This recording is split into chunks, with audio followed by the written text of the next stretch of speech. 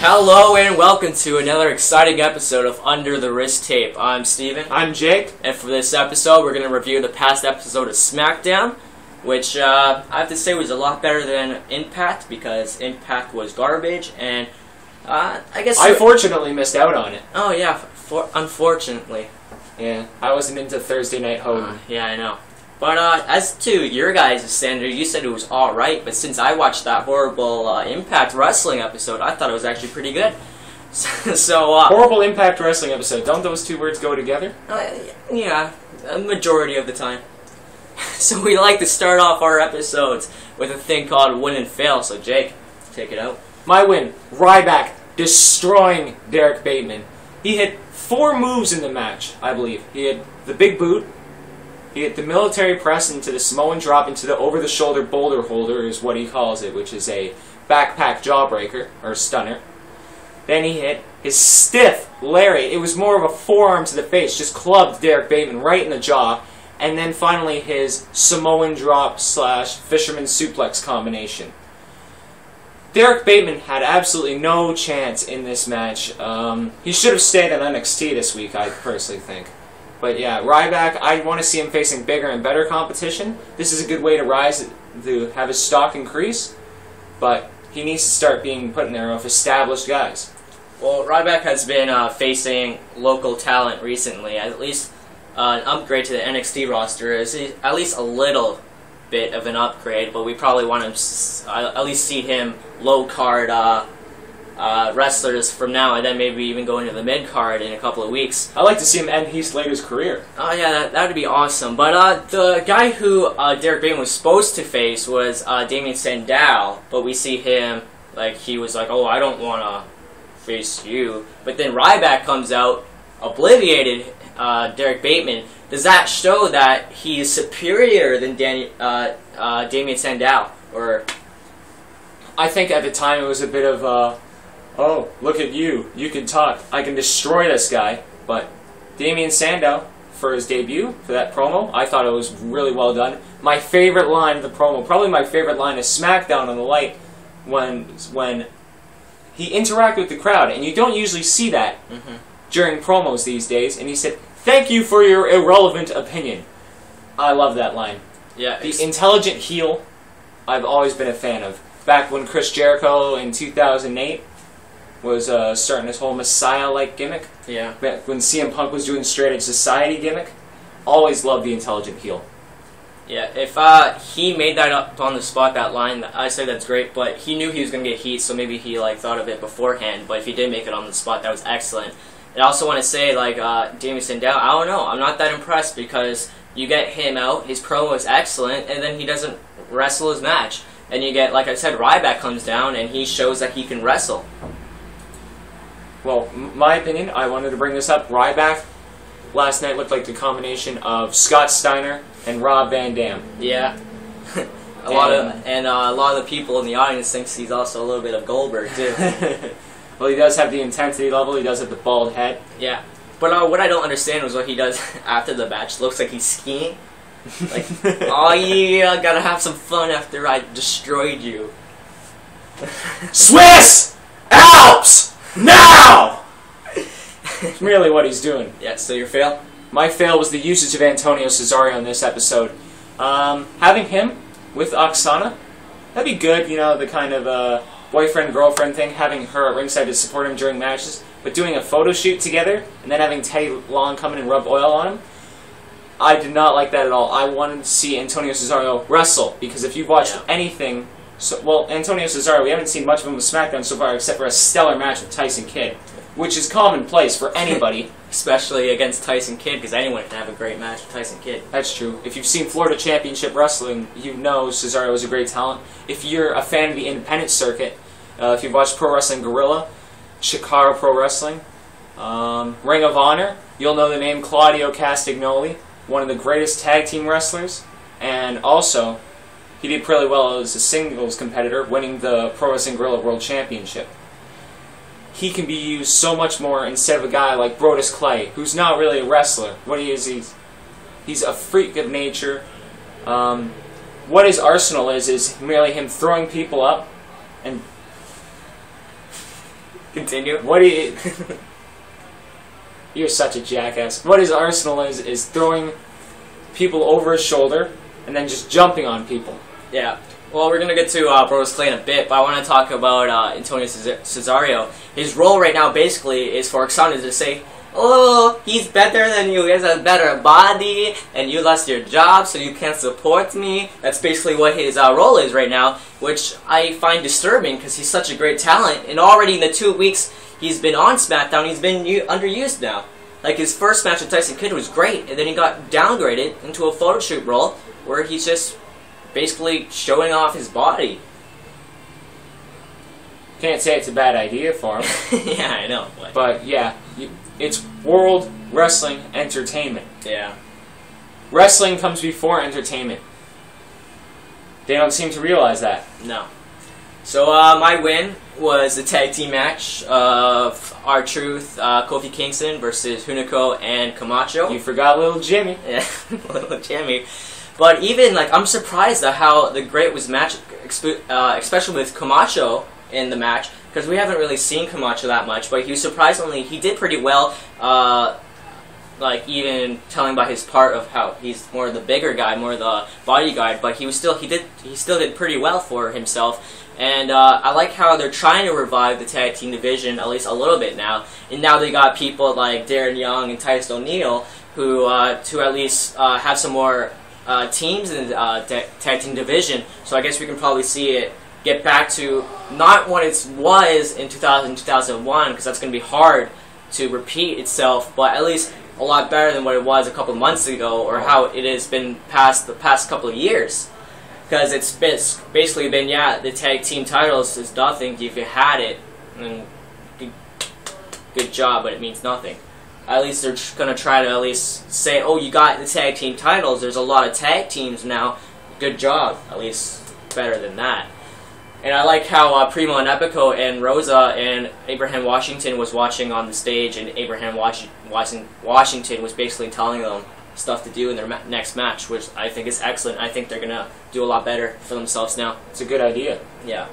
You don't see many big stables these days. They always say Vicky Guerrero's clients, Jack Swagger and Dolph Ziggler. I want to see a big stable return, like maybe Abraham Washington recruits Epico and Primo. Well, he already has, and Rosa. Maybe even Carlito.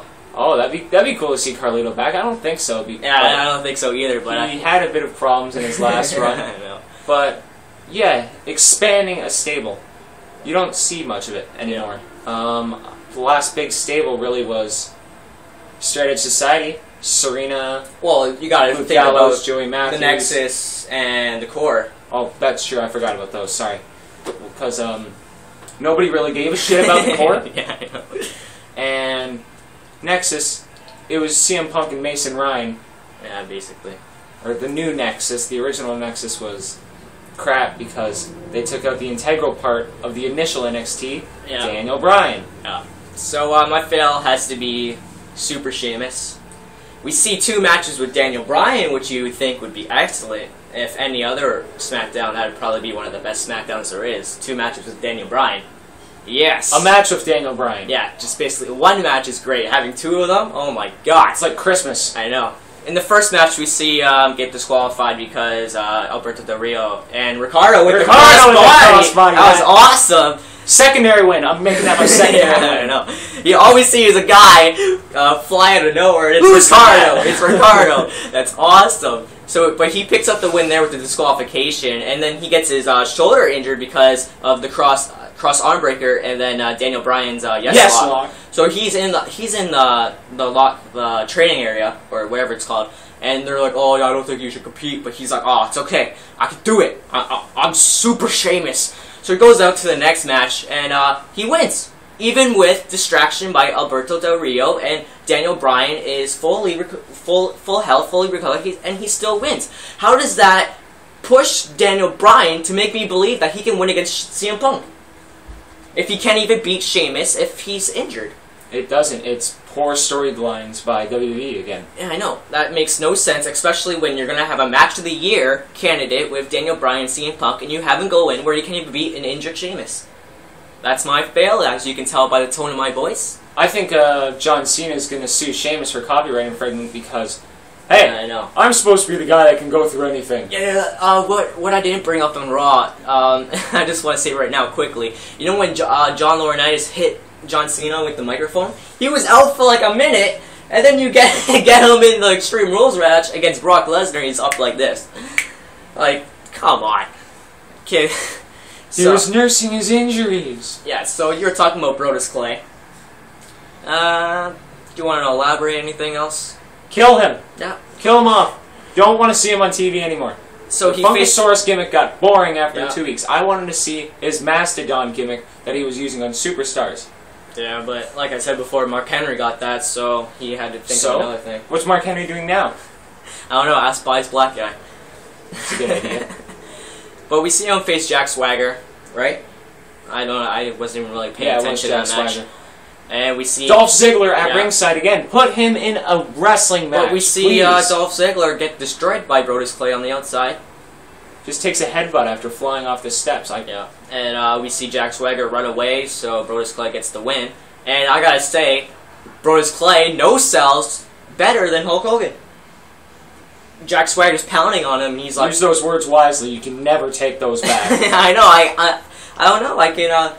I can strongly say that he's up there with Hulk Hogan. Just because he's 350 pounds and it looks like his coloring book was full, so he decided to draw all over himself, doesn't mean you're immortal or superhuman. Yeah. So, and then he had that dancing thing with the kids after the match, where it brought the PG level all the way to a G, which. And this week, the black kid was the worst dancer, so I guess they had to even it out from last week. I guess. Don't want to be racist. We already have a person to do that for us. Yeah, so we're gonna. So Layla is in a match with Natalia. We already know who's gonna win because Natalia's entrance is skipped during the commercial. But during the match, I have to say Natalia did a lot better in the ring than Layla did, because Natalia is obviously the better wrestler. Like, even the technical work that Natalia did was surpassed whatever Layla did in the ring. Yeah, well, Natalia's a heart. She has to be a great technical wrestler, but she's so underutilized. I know, it seems like whoever was officiated with the Hart family is now getting, like, shit on. Because, like, Natalia literally is farting, and Tyson Kidd's getting, like, underused, even though he's a great technical wrestler. It's just poor storyline by WWE. It's Vince McMahon. Yeah. Taking, oh, okay, he's 6 foot, he's 195 pounds. Nah, forget him. He's 6'3", he's 290, he doesn't know how to wrestle? Put him on the main event! Yeah, I know. Just speaking of women at the moment, you know Eve, right? With her outfit on, I thought she was a teacher in a porno. That's what I was thinking. But yeah, she definitely looked alright. She looks good! I'm not going to sing anymore. Alright, so we see AJ literally slap Caitlyn silly, even a more aggressive slap this week. Where's she going with this? Where's she going? I don't know. Maybe next week she'll kick her in the face, just like Daniel Bryan. Yeah, I don't know. Do you still think she'll interact with, or do you think she'll interact with Daniel Bryan in the future, or? I could see her trying to get him back. Yeah. When he gets the WWE title. I can see her actually playing it into the match at Over Limit. Yeah, I thought she was actually going to play into the match at Extreme Rules, but that didn't happen, so maybe she interferes in the CM Punk and Daniel Bryan match, what I do not want to happen. I'd rather have that against Sheamus, because CM Punk and Daniel Bryan, you got to let them fight on their own. It could be an excellent match. I think if you have AJ in there, it's just going to... Give them an empty arena match, but don't let them leave the ring. Or leave the ringside area, because you want to see one of the suicide dives, obviously. Yeah. But yeah, just do that. No outside distractions. I could watch them. Yeah. I can watch them for the whole pay-per-view. That could be a marketing angle. That could be a pay-per-view. Anybody from WWE, if you're watching that, take that into consideration. One pay-per-view. Just Daniel Bryan versus CM Punk. Yep. Throw any stipulations you want. Maybe have 3 stages of hell. Yeah, 3 stages of hell. That's what I was thinking. Have a full pay-per-view, 3 stages of hell, CM Punk versus Daniel Bryan, WWE title. I would buy that title. I mean, I would buy that pay-per-view. Yeah, instead of just streaming it online. Listen No, to us, we don't do we have that. good ideas. What are you talking about? So, we see Cody Rhodes and Big Show. Big Show. I don't even want to say his name. Or Cody Rhodes and Kane, my bad, versus Big Show and Randy Orton. So we're obviously they're both feuds are continuing. How do you feel about that? Cody Rhodes versus Big Show. I want to see it end, and I want to see Cody Rhodes get into a more meaningful feud. Even Cody Rhodes feuding with Antonio Cesaro, or maybe I'd love to see that. That would be a fantastic feud. That's what you should do. That instead of having him in the back and pulling oil to himself, have Big Show get out of the picture and make it Cody Rhodes versus Big Show should Antonio work as a Cesaro. ring crew. Yeah, he's strong, and that's it. Instead of paying 3 guys, you only have to pay 1. Yeah. So I would like to see Cody Rhodes versus Antonio Cesaro Intercontinental Championship match within the next 2 months. I could see that happening. Yeah. But who would be the face? Because Cesaro is being played as the heel right now. I don't know. Maybe Cody Rhodes will pull off the face turn. I do not want that to happen, but you know WWE creative in how they are. How they listen to the fans? Oh yeah, definitely. Listen to the fans, maybe the 8-year-old fans. But there you go. Especially having that's why dance Cena in the gets a ring. new shirt every 2 months. Yeah. Hey, he gets the merchandise sales. I would do that. So we end the match. You want anything? You want to elaborate on the Kane and Randy feud? The Kane and Randy feud continuing. Like I said in the Extreme Rules prediction show, I want to see this escalate into an I Quit match at Over the Limit. That's what I want to see this feud go to, and that's where I want to see it end. Yeah, and obviously Randy's going to win because he's the poster boy for Over the Limit. Pretty much. You already see commercials of him, and if he loses, that's basically going, what the hell? Well, they've pretty much had it's 1-1 so far, I believe, right? Yeah, it's 1-1. So Kane at WrestleMania. The rubber match is going to be at Over the Limit. And if it's they really need it to be an I Quit match because we haven't seen one of those in a while. And Over the Limit, I remember the I Quit match last year between The Miz and John Cena. I thought it was excellent. Yeah, I love seeing I Quit matches. Yeah, and I Quit. Whoever quits the feud. That'd be awesome. Yeah. So we like to end our show with a thing called Ask the Biased Black Guy. Jake? Biased Black Guy, who is the best WWE diva? Non-pregnant karma!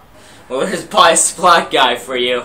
I'm Steven. I'm Jake. And you've been watching Under the Wrist Tape. Thank you. Please support Daniel Bryan. Thank you.